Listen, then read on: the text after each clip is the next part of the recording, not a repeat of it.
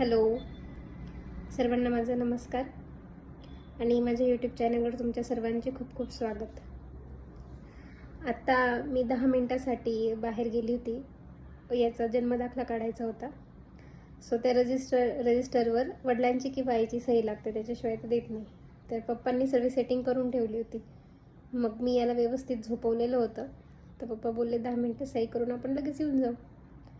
तर तेवढ्या वेळासाठी, त्या 10 मिनटासाठी तेजस मामाला मी इथे बोलवून घेतलं की तो उठलाच यदा कदाचित, तर तू झोका दे गो त्याला.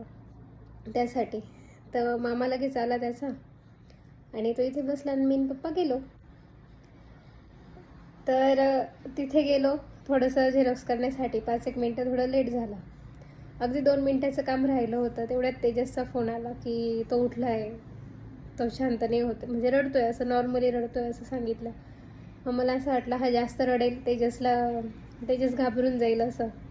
मग आम्ही पप्पा म्हणे मी तुला सोडून देतो आणि मी दाखला घ्यायला परत येतो, तू सही करून दे. मग मी सही करून दिली आणि आम्ही दाखला घ्यायला आलो. मी सही करून दिली आणि पप्पा रिटर्न दाखला घ्यायला जाणार होते आणि पप्पांनी मला इथे सोडलं घरी. सो मी आली तर तो रडत होता. मग तेजस कंटिन्यू झोका देत होता. मी आली आणि मग मी बोलली की झोप झोप मी आली असं. मग मी त्याचं झोळी हलवून दिली आणि लिटरली तो लगेच शांत झाला, झोपला, म्हणजे एकदम गाढ. पप्पांनी बघितलं, पप्पा तेजसला बोलताय की तू झोका नीट हलवला नसेल म्हणून. पण बिचारा तेजस मला सांगतो, नाही माऊ दीदी, मी झोका पण हलवला, गाणं पण म्हटलं, तू शांतच राहत नव्हतं. आणि मी फक्त एवढंच बोलले की मी आली मी झोप तू, एवढंच. बघा, झोळी हलवण्याची सुद्धा गरज नाही, एकदम शांत झोप. म्हणजे मी कुठे जायचंच नाही का? एवढे हे कसं कळतं?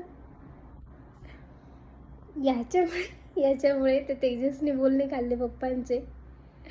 आणि कसं कळतं म्हणजे मम्म्यांनी 10 मिनिटाचं सुद्धा कुठे जायचं नाही यांच्याच कामासाठी. कठीण आहे, भयानक जनरेशन आहे ही डायरेक्ट. आणि फक्त तेवढं बोलली, साहेब झोपले. फक्त मी बोलले की झोप. माझा आवाज ऐकला आणि तो शांत झाला डायरेक्ट. आता तेव्हापासून आतापर्यंत 15-20 मिनिटं होऊन गेले. उठ, हे बघा, चुळबुळ सुद्धा नाहीये. आणि बिचारा मामा अक्षरशः गाणं म्हटलं मामाने तरी नाही. Incredible. Moms life, #moms life. खूप मज्जा. बाय.